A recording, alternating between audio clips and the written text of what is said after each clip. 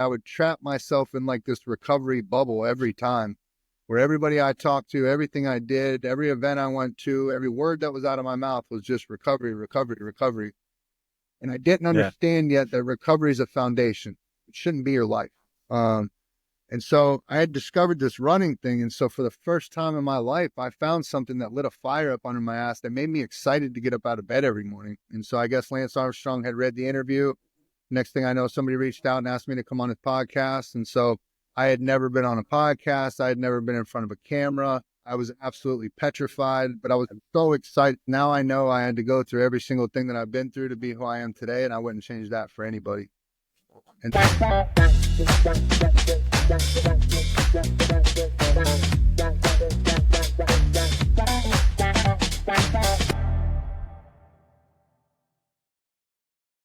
Hey, everybody. Welcome back to another episode of the Willpower Podcast. I am so happy that you're here today. We have a new year. It's 2025. So I thought we'd start off the year with an awesome guest. Today, I have the distinct privilege of introducing Mr. Shawn Livingston. How are you doing today, Shawn? How are you, man? I'm doing good. So Shawn is a multitude of different things. He is an Army vet. You were in the Air Force for a little bit.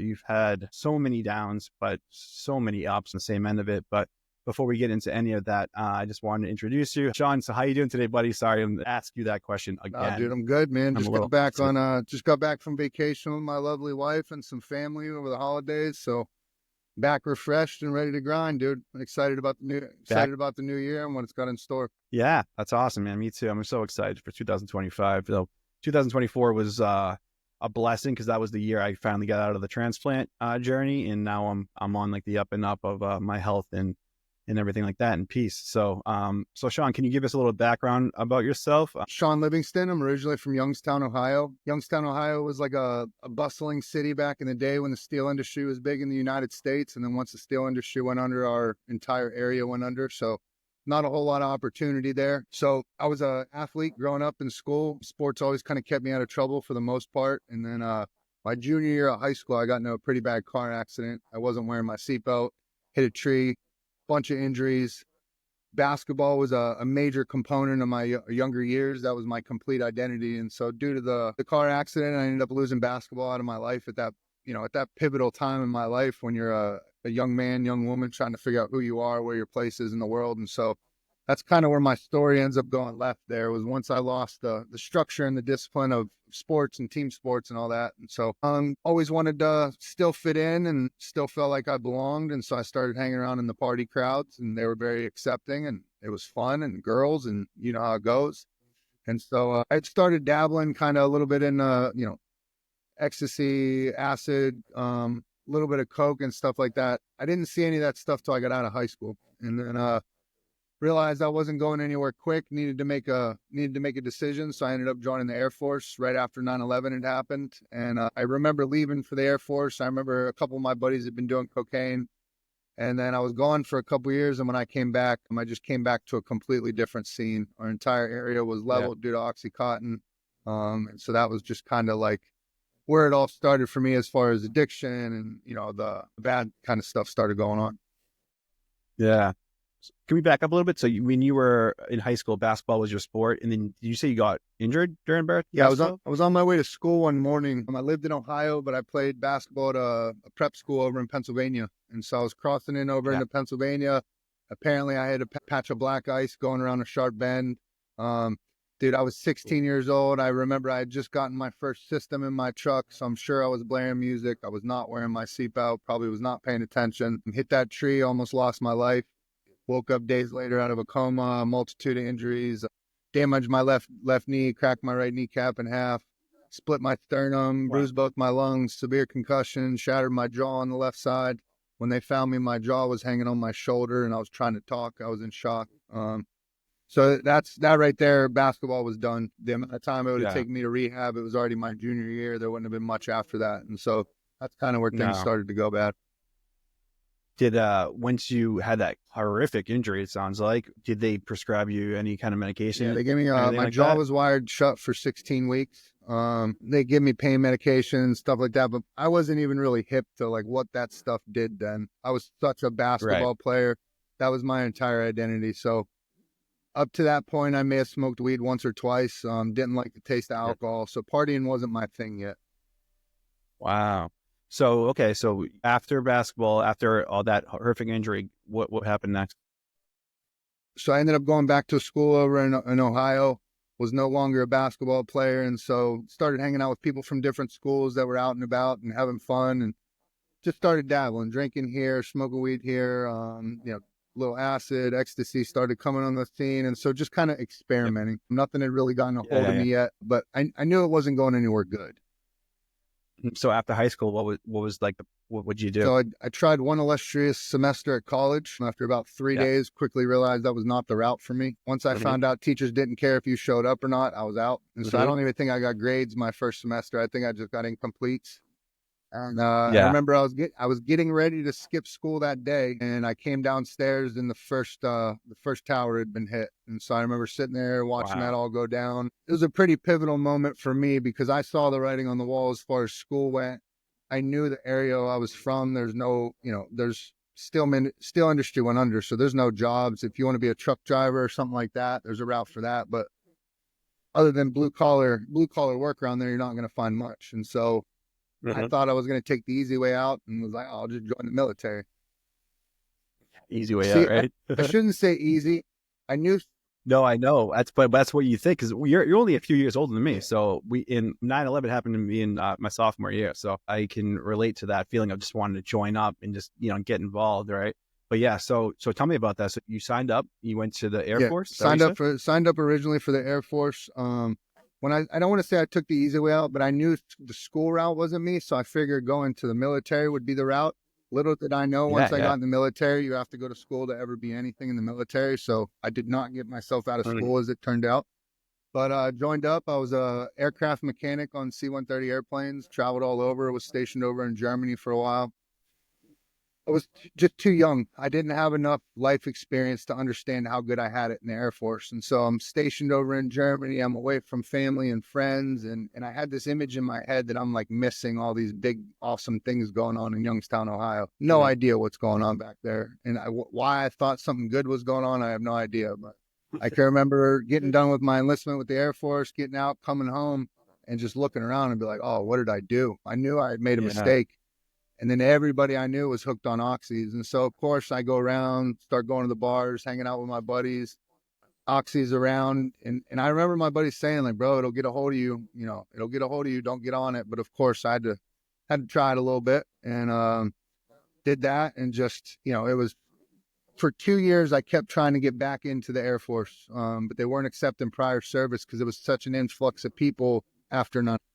And so for two Hmm. years, I tried that, started bouncing around. I'd burned all my bridges in Ohio. And so within 2 years, I ended up living in 5 different states. Would Wow. end up down in Miami, Florida. Eventually, that's where I would discover heroin. And then that's where about a year of that. And, I'd burned everything down. And then, oddly enough, I ended up going it was the first and only time I called home and asked for help. And so I had to call home and admit to my family I was hooked on heroin. So my mom said she was going to pull the money together with my grandma, and they were going to send me to treatment for the first time. And so I ended up going to a detox in Tampa, and I was sitting in detox. I remember speaking to my mother on the phone, and she said, all right, do your research, and I want you to find whatever place you want to go to. Your grandmother and I are going to send you. And I was like, all right. I Hmm. was kicking dope. I wasn't going to do any research. And so all I knew is everybody was talking about going to the treatment center in Louisiana. So I was like, cool, I'll go there. And so I show up in Denham Springs, Louisiana, in Livingston Parish, this beautiful house. And first couple days, I'm getting my bearings. And I notice every time I go into a new room, there's a picture of this guy on the wall. And I can't figure out who this Yeah. guy is. And so on day 3, I lean over to one of the other clients and I was like, hey, man, who's the guy that's up on the wall? And they were like, that's L. Ron Hubbard. And You're in I was like, Scientology. who? And they were like, it's L. Ron Hubbard. That's the founder of Scientology. And I was like, what is that? And so this guy took me upstairs. This is back in the day when there was portable DVD players, and he popped in the South Park season where it's an episode. It teaches you what Yes. what One of the most Scientology famous. was, and my jaw drops, and I was like, oh my God, where am I? So for 4.5 months, I was in Scientology rehab. I admittedly relapsed. Oh my God. No, that was Admittedly, it was one of the most wild experiences I've ever had. Relapsed my first day out. went back home to Ohio and called the Army recruiter the next day, off to the Army, and that's what brought me to Texas. Wow. Can we back up a little bit? You said you were on painkillers and stuff like that when you went back to Youngstown, Ohio, and everyone was up to no good, and you were doing that. Was the expense of the oxys, like, is that what set you off into the heroin? Because that's typically what you do. When I think I had tried heroin twice because it was around. I don't know what type of, all drug users are different. For me, it was like every drug I did, I was like, that's it. It was all built up to me so big, and so I tell people all the time, like when it came to shooting up or sticking a needle into my body, it was as normal for me to wake up and shove a needle into my arm as it is for most people to wake up and brush their teeth. I never had any qualms about it. I never had any problem with it. I knew it wasn't something I was raised to do, but I ended up down in Miami, Florida. I think I had tried heroin like twice. And my first night down and living in Miami, I was looking for oxys, met a guy at a bar. He's like, I can't get oxys, but I can get heroin. And I was like, all right, let's go. And so I was on from there. Wow. Oh my God. I'm still thinking about that Scientology rehab thing. That's crazy, man. If you got questions, go ahead. I don't understand. Yeah. Hopefully they're not listening. So, I know. I don't want to get my channel blocked or have them come after me. But yeah, what was that like, man? Like, so you noticed that L. Ron Hubbard's picture was on the wall. Like, were they trying to detox you like a normal way, or was it they doing like a Scientology? No. There was nothing normal about anything they did there, dude. It was wild. They gave me they have some principles. They have like their own version of the 12 steps. If you followed them, they could do you really well. There's a lot of stuff they do that they do is ridiculous. Having you sit across from somebody for 3-4 hours without being able to move or laugh or blink or itch or anything like that. 8 hours straight of walking and touching walls or tables. 8 hours of sauna a day for weeks on end. There's quite a lot of unorthodox things that I've been in treatment 12 times. I never did any of that in any of the other treatment centers I went to, but they don't bring up the word Scientology. They don't talk to you about it or anything until you graduate. And then once you graduate, they invite you to work there, and then that's where they kind of start doing their thing, from what I understand. Wow. So you got out of it, and then you made the phone call to enlist with the Army. I remember I called home and bounced the idea off my mom, what she thought about me staying and working at the Scientology rehab, and she told me to get my ass home. So I went home and tried one more last time to get back into the Air Force. They weren't accepting, and so called the Army recruiter, was signed up immediately, and then they sent me out to a base where you basically do like not a basic training, but it's like getting you back in shape, getting you requalified on weapons, just kind of getting you centered back in the military lifestyle. And it was a 4-week course, and 2 weeks in, the Air Force recruiter called me and was like, hey man, if you want to get in, all you got to do is bring me your stuff. And here I am sitting in the Army already. And I was like, but it all happened how it should. I'm very proud of my Army time, and would end up getting stationed at Fort Hood, started training to leave to Iraq, deployed to Iraq. And so definitely more proud of the time I did in the Army than the Air Force, but proud of both. Yeah, of course. So when you get into the Army, how did that go? Like, can you tell me a little bit about that? Like, did you do how long were you over there for? So as soon as I got to Fort Hood, we started training to go to Iraq almost immediately. And that's where we were doing a drill called 3 to 5 second rushes. You're basically wearing all your gear, you got your weapon on you, and you jump up real fast, run 3 to 5 seconds, drop down. It's a creative way of getting you to do weighted burpees. And so I just come up one time and kind of felt a little tweak in my back, didn't think anything of it. And then the next morning when I woke up, I couldn't get up out of bed. I couldn't roll. I couldn't sit up, anything. I had herniated 2 discs in my lower back. They were pinching my sciatic nerve. And so I literally could barely walk. And so I'm a very, very competitive person. Unfortunately, the culture in the military, man, is they dump a lot of money into you to train you, to feed you, to clothe you, to house you, and all that stuff for the purpose of you going to do your job when you deploy.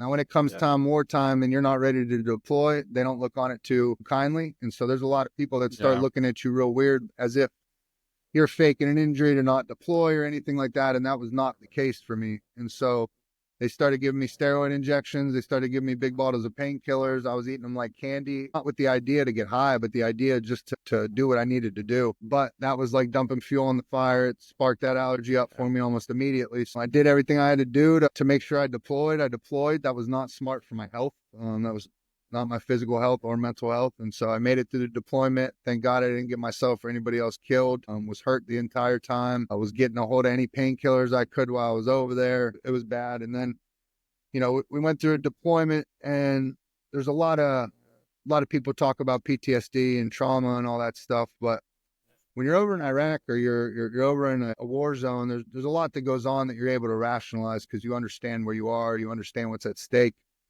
You oftentimes don't see a lot of the manifestations of what had happened until you come back. And so once we came back, man, there was a lot of trouble in our unit. I lost some people very, very close to me through drugs and alcohol and coming back from these extreme situations. And so that's where just kind of the wheels fell off for everybody, myself included. And so I got back, and I have all this hazardous duty pay in my bank account, and I've been redlining adrenaline every day. And then now they dump you back in the States, and it's not that. And so you start seeking out that same feeling. For me, it was drugs and alcohol. For a lot of people, it's driving fast, riding motorcycles, skydiving, whatever you do. And so, but I was hooked on the drugs as soon as I got back. And so made it somehow through the rest of my enlistment, basically. And then ended up getting kicked out right before I was about to be discharged. I mean, you hear those kind of things all the time. People in the military, when they come home, I mean, there should really be like a rehabilitation process of like going from that extreme environment to coming back to the States and being like, just going back to Ohio or wherever did you go back to Ohio? No, I've been now, as soon as I got kicked out, I started getting in trouble with the law. So I was trapped in Texas, whether I wanted to be or not. Oh, okay. So can you talk about that a little bit? So you walk me through that. Like what was that like? Can you go into that a little bit? Immediately, as soon as I got out of the military, I ended up, I remember shooting up heroin, took almost a whole bottle of Klonopin. I had a GMC Yukon, a very nice truck that I'd spent my money, Iraq money on and everything like that. I ended up hitting a parked car, totaled that, woke up in jail, had no idea why I was there. Bonded out on that, and within a couple of weeks, I picked up back-to-back felonies for heroin possession. Got arrested for heroin possession, bonded out, and that within 2 hours had gotten busted again, was back in. And so after that, I knew I wasn't in a good spot. And so the original offer was for probation. I knew I couldn't do it. So I ended up taking the time, did 2 years. And that was a big wake up call. I think the lifestyle that I was leading and the people I was around, prison lifestyle was kind of glorified in a way. And so I went in there like, I'm going to do my time and this and that. And I got in there and looked around and was like, this is not what it is. Like, this sucks. And so I did do my time, get out, come back to end up in Austin, start hanging around the same type of people, just was not getting my life on track, and ended up picking up my third and my fourth felony for heroin possession. And so nothing violent. It was just possession. Always drug possession, dude. I didn't get down with stealing, and that wasn't my thing. Like, I never wanted to hurt anybody, man. I just want to get high. And in all honesty, heroin addicts can speak to this, or opiate addicts, period. There comes a point where there's not enough money to keep me high. And so it's just a chase every day to be normal. I just need my dope so I can be normal and function, so I can go search out more money to get more dope to be more normal, but there's no more getting high. And so it's just that fight every day to just be well and not be sick walking around all day. Yeah, man. I know how bad heroin addiction is. I have a very close relative who went through it. So I saw firsthand. I was living with this person too at the time. So I saw firsthand just how incredibly destructive of a drug that is. I mean, it just steals your soul completely, 100%. As many drugs do. But heroin has a different speed to it in the sense that it's all encompassing. You can't even do anything without it. So wow, okay, that's quite the story there, Shawn. Like, when did all of a sudden, like, what was the turning point for you, man? Like, when did you all of a sudden say, enough is enough? Like, I gotta fix this. There were a couple moments. One of the moments was I'm standing in front of a judge, and for years, I've lived all over the country, ran around in neighborhoods I have no business being in, just constantly in environments like that. So I fancied myself like a real tough guy. And I can remember standing in front of a judge thinking I was a tough guy, and he looked me dead in my eyes and he told me he was going to charge me as a habitual criminal, and he didn't see any reason to sentence me to under 20 years. That was a huge moment for me because all the tough guy shit went right out the window. I'd been to prison. I was not interested in going back and getting that in that mindset.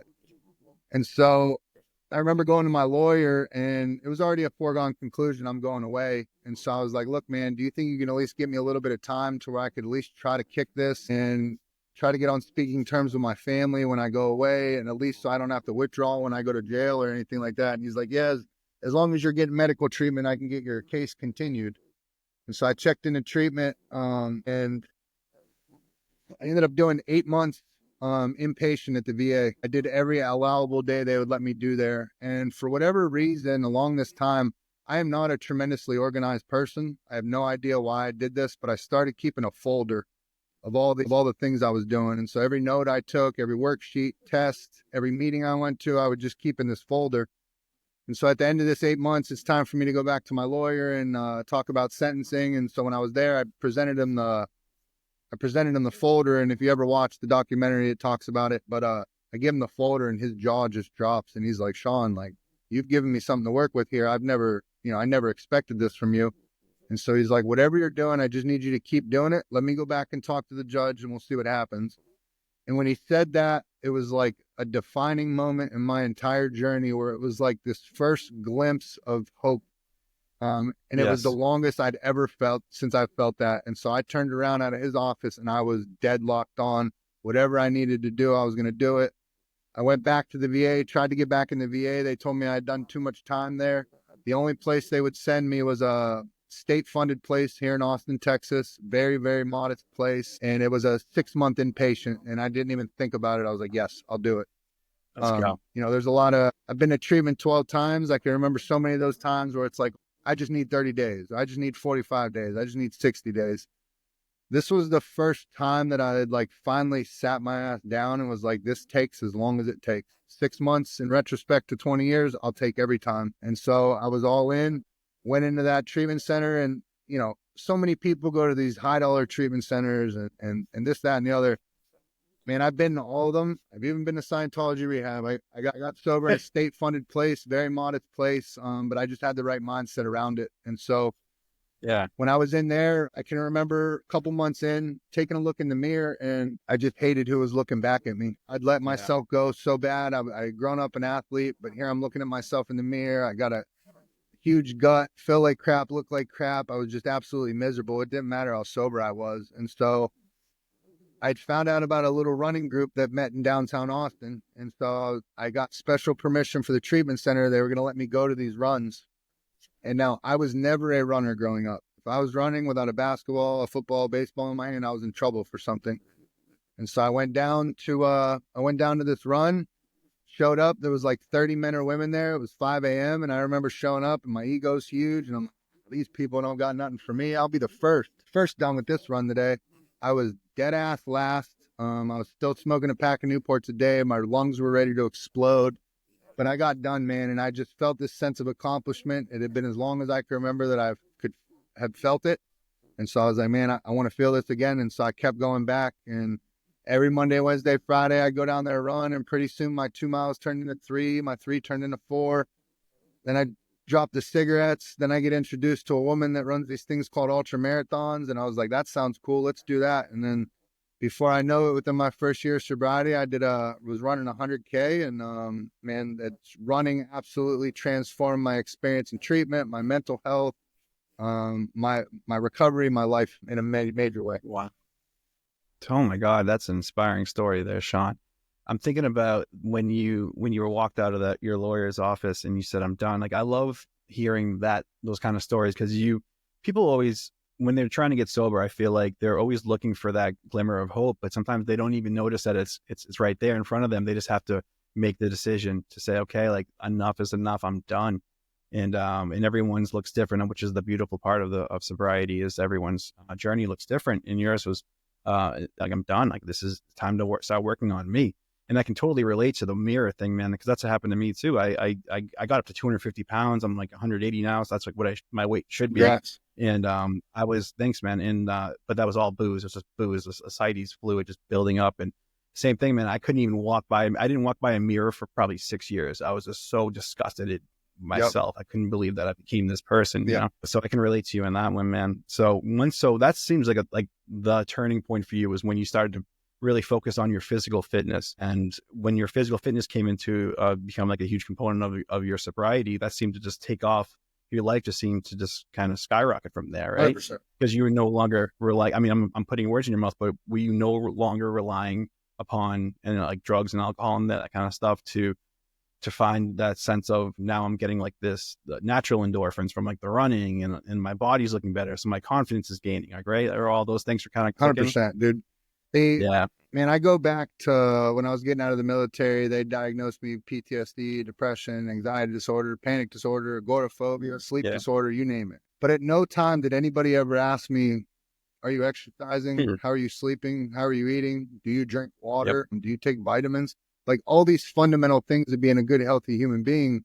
It's just immediately with like, here's 15 bottles of pills, take this. You know what I mean? Oh, and if you if this doesn't make you feel weird, we got another drug for that. And then we got another drug for that. And so that never sat well with me. I had started listening to some podcasts and started, you know what I mean? The fitness thing was like the first thing in sobriety that actually like interested me enough to where I wanted to read or learn more about it. And then here, dude, I start running and I get in touch with this amazing group of people. The running community is one of the most amazing networks I've ever come in contact with. People from all different walks of life. They don't care if you're tatted. They don't care if, you know what I mean, what your past is. If you're waking up and running 20 miles on the weekend with them, you're in the club. And so for the first time leaving treatment, I had this amazing foundation, this amazing group of people to go out to. And so if you look back, or I look back at my journey, you know, I'm an addict, dude. I throw all my eggs into one basket. And so you diagnosed me with all these mental health things. And so I take the medicines, I go to the groups, I go to the therapy and all that stuff. But at the end of the day, it wasn't a cure-all for me. It didn't keep me happy, didn't keep me sober. And so then I go and I throw all my eggs into the recovery basket and the spiritual health. I've tried addressing the mental health. Now I'm going to address the spiritual health. And what I noticed for me, man, is I would do that, and I've done it quite a few times, but I would trap myself in like this recovery bubble every time, where everybody I talked to, everything I did, every event I went to, every word that was out of my mouth was just recovery, recovery, recovery. And I didn't understand yet that recovery is a foundation. It shouldn't be your life. And so I had discovered this running thing. And so for the first time in my life, I found something that lit a fire up under my ass that made me excited to get up out of bed every morning. It made me excited to go hang out with these people. It was pushing me physically. It was the best mental health medication a doctor never prescribed for me. I needed that so bad, dude. Like, I don't know about anybody else, but the first time I sat down in a meeting, I didn't get that feeling. It's not like I just remember looking around. I'm like, I got to do this forever. Like, this is it. And not saying the program is not hopeful, but just my outlook on that whole thing was not hopeful. But now all of a sudden I discovered this other tool with the running stuff, and it starts having the impact, and it starts helping the recovery stuff. You know what I mean? Like, then I started realizing, adding in this physical piece, put together all the pieces of the puzzle for me as far as mental health, spiritual health, physical health goes. And it was just a recipe for success for me personally. Oh yeah, man. And like everyone, I can totally relate to you on that, because I tried AA a million times, and I would get, like, sometimes I would catch the right meeting, and I would find that old tough dude that you know, said the right thing, and then I would keep me sober for a few days, but then, you know, I would lose it, and then I'd go to another meeting, and then the meeting would suck. I'd get nothing out of it. Then I go to another one, and it would suck, get nothing out of it. What am I doing? But once you found your community, man, right, your tribe, that's so crucial, isn't it? Like, when you finally find that group of people who are not judging, embracing you, who you are as a person, right, and going along the road with you. Did you find other people similar to you with addiction issues that were in that running community as well? Yeah, you inevitably find, you know what, especially once you get into ultra running, you run races, there could be times where you're running next to somebody you've just met for 6, 8, 10 hours, you know, even longer. And so you end up sharing every nook and cranny of your stories. And so you end up gravitating, you know, it's funny. You could show up to a big group run of 50 people, and usually without much effort, I could pick out my people within there. You know what I mean? We tend to stick out a little bit, but yeah, dude, it was and you're a big dude. Like, how do you stay like so built and run so much? I mean, what are you doing different? I was not like this back then when I was doing most of my running. So I wasn't I wouldn't classify myself as an ultra runner anymore, but along the line, one of the worst things that happened to me with all the running stuff was I ended up becoming pretty good at it. And so what at one time became my salvation, now all of a sudden I start placing in races consistently. I won a marathon. I start winning races, and it started putting all this like added pressure on to where now if I go out and run 100K on a weekend and I don't place or win, now I feel like I failed. Well, you just went and ran 62 miles on rugged terrain through the middle of summer in Texas, and here I'm walking around feeling like I failed at something. Most people won't run 62 miles cumulative their entire life. I can't even run 6, man, never mind 62. So kudos to you. So the running stuff, it was kind of funny how it happened. I was running a race, and it was so what you'll do in ultra running is you'll basically use smaller races in training for bigger races. And so I was training a 50K that I was going to use for 100K I would do in the next couple of weeks. Me and this guy were going back and forth for first place, and this race did not matter at all, but my ego got the best of me, and there was a point where he pulled off to use the bathroom, and I knew I had him, and so I just took off and kept running. Well, I was wearing the wrong shoes for this particular type of course, and there's a rock plate in trail shoes, and it started digging into my foot.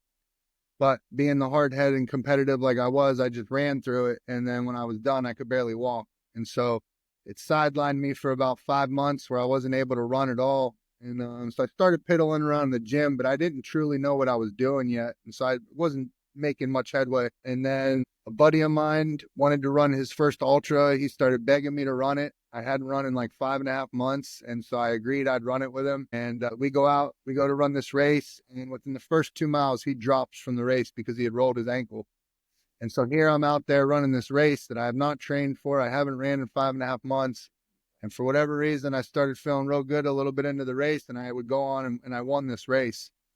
So I got done, and I just remember like, every race is hard. I'm super excited I won, but it was like, I remember having this feeling where it was like, man, I kind of accomplished what I felt like I wanted to accomplish with this. Yeah. And I was driving home that night, and as soon as I got back in the cell phone range, the girl I was dating broke up with me through text. Oh my God. And so I remember going home that night and laying up and staring at the ceiling. And I was like, next time I see her, I'm going to be jacked. And so I started going to the gym the next day and never looked back. I ended up getting certified to be a personal trainer. Was the absolute best thing that ever happened for me. If I ever saw her again, I'd thank her. Yeah. Then I met my beautiful wife, so it all happened how it should have. Yeah, it all made sense in the end, huh? For sure. Yeah. So that's amazing. That's amazing. That I can't believe she dumped you through text. Like, who the hell does that? Glad she did, because you're a beast now, man. That's awesome. So now I've been following you for a while now, and when I caught wind of the documentary, which I wish I got a hold of before this, but I did watch a little bit of like the trailer and stuff, and there were some really cool parts of what when the guy introduced himself to you to make a documentary on you. Like, what can you talk us through, like the build up to that? Like, what sparked that? Because I know a very famous name was thrown in there. Yeah, so I ended up, my story kind of got out there a little bit about amongst the running community a little bit. And Austin Marathon had invited me to do an interview. And so I had done the interview, and I remember one of the questions they asked me was one of the most important questions I've ever been asked. And they asked me what I would go back and tell my younger self to change, so maybe none of this stuff would have happened. Yeah. So as soon as they asked me that, my mind starts going crazy, and I thought about it long and hard, but I came to the conclusion, I'm sorry for anybody I hurt along the way, especially my mother, sister, family. But in all honesty, I wouldn't change a thing, because now I know I had to go through every single thing that I've been through to be who I am today, and I wouldn't change that for anybody.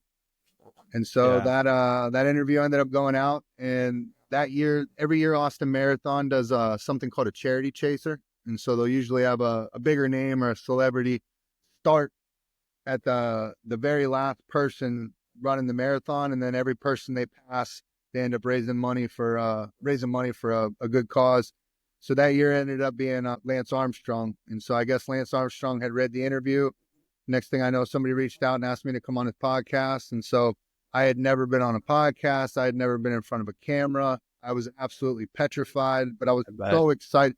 Bro, you know That, what early recovery is like. You know what I'm saying? oh, Like everything is like you just fire it up, right? Yeah. every word that comes out of my mouth, I'm overanalyzing. Does Poetic. it sound dumb? What do people think? This, that, the Yeah. other. And so I go in there, man, and I do his podcast, and he was super cool, super nice to me. And I remember leaving there, and I'm like, well, that was it, man. Like that was my thing. Like that's my 15 minutes of fame or whatever. Yeah. And I was so excited about it. And about a week later, a guy called me and asked me if I'd be willing to be part of something a little bit larger. And he started pitching me the idea. And I was like, I thought it was a buddy pranking me or something like that. I didn't think, we don't get phone calls like that. Right. And so it just so happened, man, I was starting to train for a 100-mile race on the Appalachian Trail. And I was like, man, if you think my story can help anybody, I'm down. And so we did it. That's awesome. The crew came to Alabama, and the documentary. Did you see the trailer? Yes. So I don't want to spoil it for you, but the ending, even though it's my story, the dude crushed it, and the ending is absolutely incredible. And so Yeah. I'm gonna watch it literally right after. when you do check it out, let me know what you think. But there's some funny parts once you see the end, and then you see the trailer. Like if you're like, man, this all might not have happened, because there's a point in the trailer where I'm ready to drop from the race. I did see that. Yeah, you almost like your mind was like all warped. Yeah, you seemed like you were really hurting. I was so calorie deficient. My words were slurring. I didn't know where I was, what I was doing. Oh yeah. But, you got to see what happens after that. It's pretty good. I will check that out. Absolutely. And everyone, make sure you check that out. The name of the documentary again is, what was it? 100 Miles to Redemption, the number 100. 100 Miles. Usually I try to channel people to Amazon. That's the one without any commercials, but it's on a bunch of the other streaming platforms as well. Yeah. And that's what you named your what you do now. I mean, that's like your brand, right? I Am Redemption. So the documentary was 100 Miles to Redemption. And then I named the podcast I Am Redemption. Bunch of different reasons in there. I always love the word redemption. It's a powerful word to me. The I am is kind of a play on my belief in God and everything. And then my whole goal with the podcast is it's not a recovery podcast per se. I call it an adversity podcast, because I didn't ever want to just pigeonhole it to just recovery, because one thing I've come to understand and realize, and I'll kind of take it back to the documentary. The first thing that they ever filmed in the documentary was the trailer. And so up to this point, I still was unsure if my story could ever touch anybody or help anybody or anything like that. And so documentary films don't make a whole lot of money. They're not blockbusters. They get released in the theater. And so to help garner a little bit of attention or get a little hype behind a project, oftentimes the director will like set up an event. And so they were going to unveil the sizzle reel, the trailer. And so they invited 200 Austin people from the Austin running community to this place, a bar of all places, which was pretty funny, but they all pack into this bar, and a lot of these people had read my interview, but they still didn't know like the story. And so if you watch the trailer, I can remember the lights going off, the trailer coming on, and within three minutes, you get hit with 4-time felon, heroin addict, homeless, kicked out of the military, family doesn't speak to him. You're like, jeez. Everything. And I remember the lights going back on, and the only feeling I could describe is it's like mom pushed you out the front door to go to school on your first day naked. That's what it felt. Super vulnerable in that situation, huh? And dude, these are like normal people. These are runners. This is not the recovery community. You know what I mean? Like we can go in front of a bunch of us and talk about all our stuff and not raise an eyebrow. You go around a bunch of regular people, it's a different story. But so I remember when that was over, dude, the lights coming on, and I'm just like, what do these people think of me? And I was floored by every person in that room coming up to me, talking about childhood trauma, their brothers, sisters, cousins, uncle, all had personal experience with addiction, stuff they were going through themselves, stuff their kids were going through.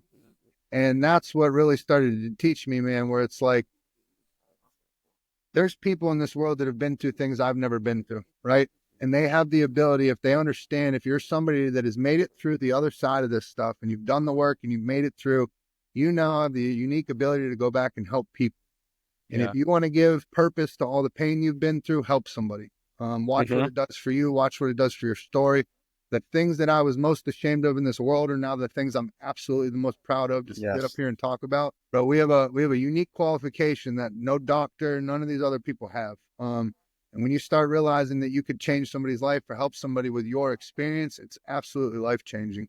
Yeah, man. And isn't that so beautiful too? We're so scared to open up and say what scares us and what troubles us and our addictions and things that we keep hidden from the world. But the beautifulness of life is that when you embrace your vulnerability and you really put yourself out there, you'll get so much in return, because everyone, no matter where you are on this planet, everyone's suffering in some way or another.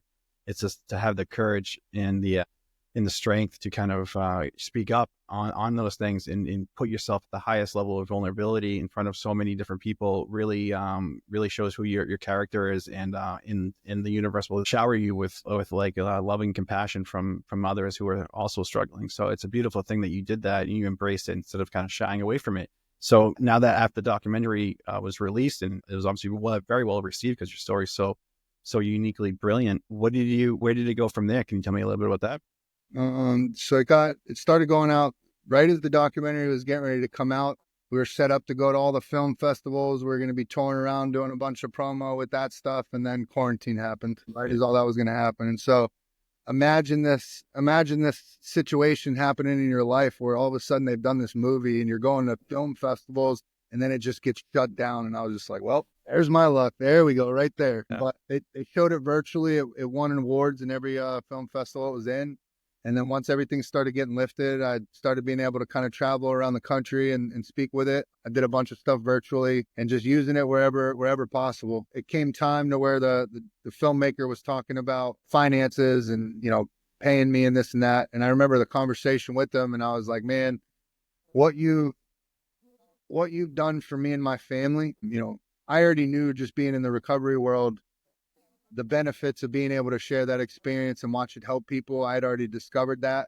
I was really hoping my family would have that same effect because they're not in addiction. They've just dealt with all the bullshit from it. And so once the documentary came out, once the trailer kind of hit social media, and my mom, my sister start getting messages about how brave they are and how much their story helped other people, what that did for my family is all the payment I ever need. I have a moment in my life solidified forever that nobody can ever take away from me. It's the most special thing that's ever happened. I don't want paid for anything.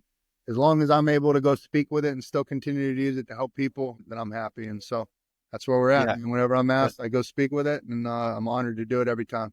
Yeah. Well, you're a great speaker, and the podcast is great too. So check that out. Let me say, man, I think we were talking earlier about, kind of outside of the 12 steps and stuff like that. I think the kind of the climate we are in right now in this country and the world, as far as recovery goes, it used to be this cookie cutter way of like, this is the only way. And I think it's through stuff like this, through podcasting, through people being willing to get out and talk about their stuff, it's changing things. You're starting to see people willing to open up more, where 12 steps may not have been your story. It might have been Dharma. It might have been meditation. It could have been art. There's so many different things out there. And so that's always my message for people. I've been blessed to have ended up in Austin. Do we have a minute? Oh, please. I was trying to be mindful of your time, but I have all the time. I got time. This is what I'm doing today. So whatever, if you got questions, let's go. Okay. Let's do it. All right. Beautiful. I tell people all the time, one of the places I discovered in Austin was a place called Town Lake.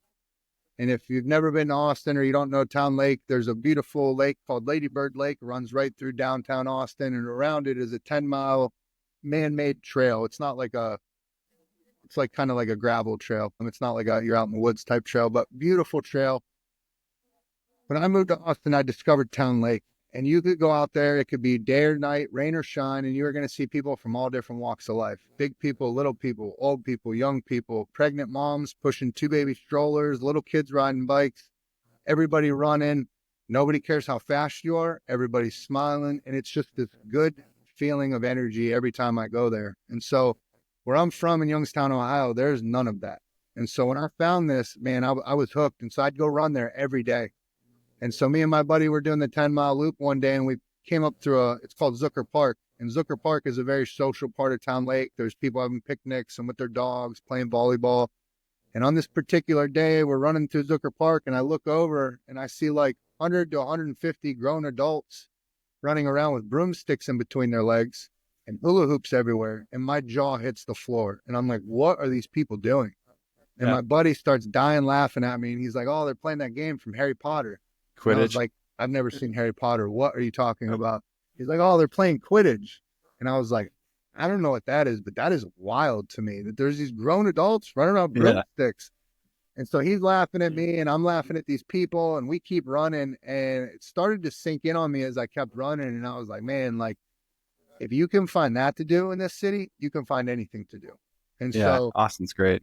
That's my thing. Wherever you end up, dude, is finding that, getting out of your comfort zone, finding these new things, because I didn't know I would get into running into sobriety. You know what I mean? You're a different person now. You're going to be into new things. So find good people, go out and do that stuff.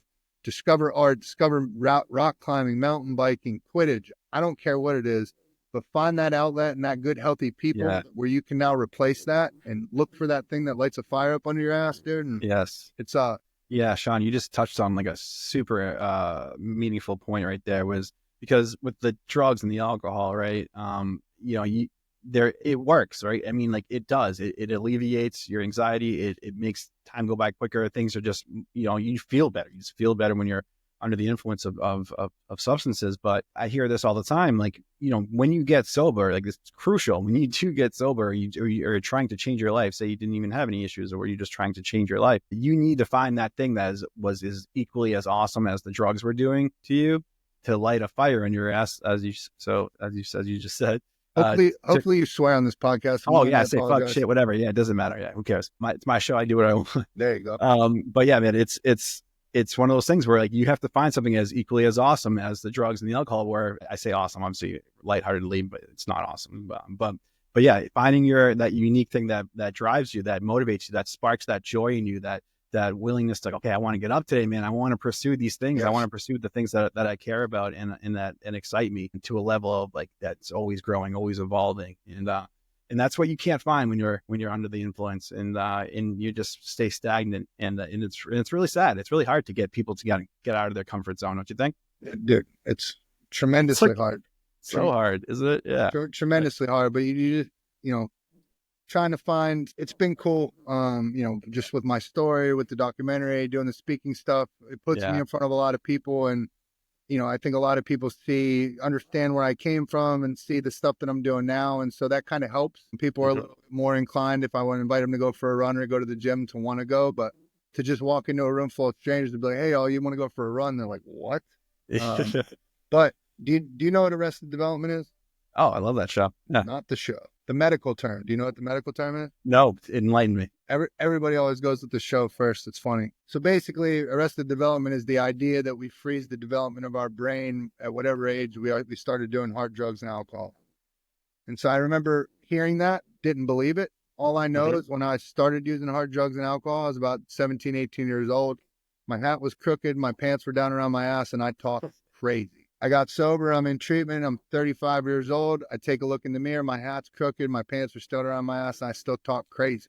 Yeah. So it literally froze me in that age, right? But what that also tells you is now, once I realized that, I can remember the day where I looked in the mirror and I'm like, what am I doing? Like, this is not how a 35-year-old respectable man carries himself. Like, I snapped out of it. And so getting you to understand you are not the same person now as I was when I was 17 and 18 doing those drugs. And so I'm not into the same type of music. I'm not into the same type of people, into the same type of hobbies, all these things. And so you don't know what you're going to be into. And so it's about finding those good, healthy people that are out doing these good, healthy things. And you go do it once or twice, and all of a sudden you're like, hey, man, I really enjoyed that. Let me go back. And the next thing you know, all of a sudden now you're a rock climber or something extreme where it's like, man, like, I can remember standing on top of a hill in Bandera, Texas, as I'm running 100K, looking around and been like, my life is very, very different now than it was not so ago. Yeah. What is going through your mind when you're running that much of a distance? Like, are you like meditating? Are you out of body? Like, what are you doing in your head during that whole time? I mean, there's so many ups and downs. There's definitely a large portion of it that you're sitting there asking myself, why am I doing this? During that 100-mile race, bro, there's not a step you take. Once you get over a certain amount of mileage, there's not a step you take where you're like, what am I doing? I need to find a new hobby. Everything in your brain and your body is telling you to quit. But with that feeling when you're done, dude, and it's every ultra I think I ever did, as I started moving my way up, I'd get done with, I did a 30K, I did a 50K, I did a 100K, and I'd get done with the race and be like, well, there's no reason to run that far ever again. And then for whatever reason, that next morning you wake up and you're like, I think I could do the next distance. And then it's just this weird thing. And you start realizing, man, that running is a lot more mental than it is physical. Oh yeah. You'll hear me talk about in the documentary, if you watch it, that 100-mile race, dude, the way it broke down for me, it was physical, mental, spiritual. That first third of the race was all physical. It was my body that got me through it. But then eventually you get to mile 60, 70 and your body starts breaking down on you. And now it's all mental toughness and just trying to talk yourself out of it. And then you hit a point where your mind is gone now. And the only thing that's carrying you through, you don't know why your legs are still moving, but it was a spiritual experience if I've ever had one. Yeah, man. There was something greater than me looking out for me that day. The older I get, the more I appreciate doing really difficult things, because I feel like when you're not pursuing really hard things, like your body almost craves those kind of things. Like I'm sure you're familiar with David Goggins, right? I'm sure, yeah. So yeah, he talks about that all the time too. Like, but it's. I mean, he's really into running. That's why I thought I'd mention it. But I know, like when I do pursue things that are really uncomfortable or hard, like the reward you get afterward, it's almost like it all makes it so worth it, because not only are you training your body, you're getting more fit, and your mind is now in a different place. But like pursuing difficult things is such a blessing, and a lot of people just don't understand that. There was some study that just came out, and I don't even want to cite it because I'm going to butcher the hell out of it. But there's a portion of your brain that is only activated when you do things that you don't want to do. Yes. When I look at my life and how it's going, when I'm doing the most things I don't want to be doing is usually when my life's going the best. I don't care how much you run. I went on a run this morning with a guy and we were talking about, you could run 100 miles a week. Every single run, your first 2-3 miles suck. Your body every time is like, what are we doing? This doesn't feel good. Stop this. And it's just about getting through that to the point where you're like warmed up and like ready to go. And so it's just so much of it is mental. Yeah. So for people watching, listening, if you were to give some advice, I mean, this is a huge month. Like dry January is one of the biggest, right? Everyone has those New Year's resolutions that they're really trying to stick to and adhere to. What is there any kind of advice that you could maybe bestow upon all these potential runners or people trying to better their lives? Find a run group. Don't care about everybody cares what they look like or thinking about what people, nobody's looking at you. Nobody cares. People care that you showed up. They judge you when you don't show up. If you show up, nobody blinks an eye. When I'm in the gym every day and I see somebody that's I know is not there every day, or you know what I mean, I get excited because I'm like, yes, you're in the right place. And then when I stop seeing them there, that's when it's like, man, like, oh, you should have just kept going. But finding a good group of people to do it with is so huge when it comes to running, because running's so mental. And so what you can get with a good group of people where you're chatting it up the whole time, you don't even realize what you're doing. You forget you're running. That, and if you're starting from ground zero, obviously still finding a group, but the easiest thing to do is kind of point to point. And so I'll tell people to start going on walks. And so just, hey, a couple times a day, maybe even once a day, 15, 20-minute walk. And then all of a sudden you start going on your 20-minute walk, and then I'll ask you, all right, so go every third telephone pole, you're going to run from telephone to telephone pole, or you're going to run this block and then you'll walk 2, and then you'll run 1, you'll walk 2. And what I'm trying to do is get people to work up towards, let's say there's a gas station, it's a mile from your house. Cool. There's your point A. I run to point A. That's 1 mile. Back home is 2. I just ran 2 miles. All right. Once I do that and I'm comfortable with that, what's our next landmark? Oh, there's a library 3.5 miles away. Boom. We got that. And then you start getting your feet up under you and you start getting your confidence, and you're like, hey, I'm going to go for 5 today. I'm going to do this. And hopefully you're with people that are also runners and they're helping push you a little bit. And it's just, dude, it's so fun to get out there. It's so fun. It's hard. You're sweating, you're laughing. It's just, I can't, much to like what you're saying, I cannot say enough about how rewarding it is to get out there and challenge yourself and do something hard. Yes.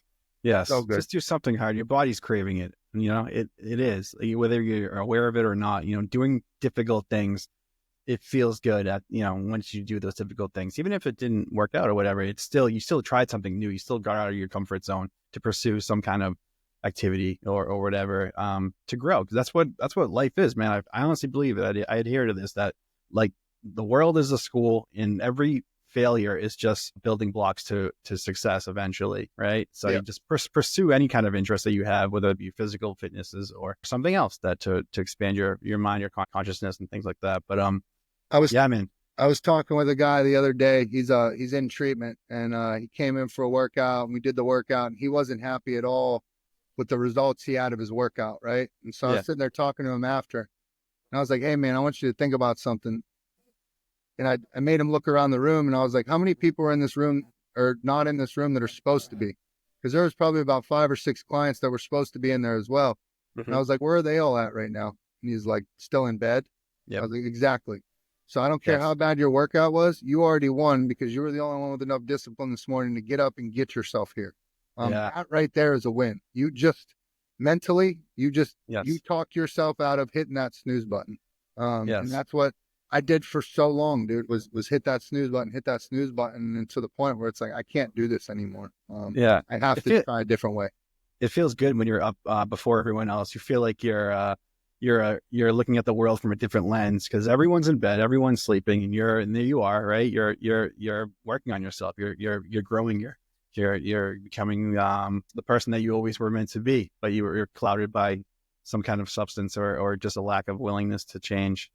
Early morning is my favorite time. I get in trouble for how early I get up. Yeah. It's not conducive because when it comes to doing anything the evening time, I can't. Yeah. I'm in bed by 6:30. We're asleep by 7, but I'm up hours and hours before most people are even thinking about getting out of bed. Yeah. And that's beautiful. That's a testament to your adversity. That's awesome, man. Well, congratulations on that, and keep it up. Keep inspiring other people. You too, brother. You too. Thank you, man. I really appreciate that. So before we jump off here, Shawn, where can people find you? I am Redemption. I am .redemption on Instagram. It's I am Redemption on all the other handles. I am Redemption is obviously the podcast. Just trying to do out here like my man Will is, and use my experience to help other people. And it's cool. There's a lot of recovery podcasts out there, a lot of podcasts about there helping people, but I think we all bring something unique to our show that's different, that gravitate towards more people. And so, dude, anything I can ever do to help your mission, let me know. I just hope somebody takes something from this or listening to your show or my show and understands that anybody listening to this, you too have the same exact power to go back and use your experience to help other people. Absolutely, Shawn. Well said. Well said. Well, thank you again, Shawn, for coming on. I look forward to continuing our friendship after the show airs. And thank you, everyone, for making it through. And I really hope that you got something out of this because I know I did. So go check them out. And that's it. Thank you, everyone, for watching, and be on the lookout for many, many more. Take care and Happy New Year. There you go.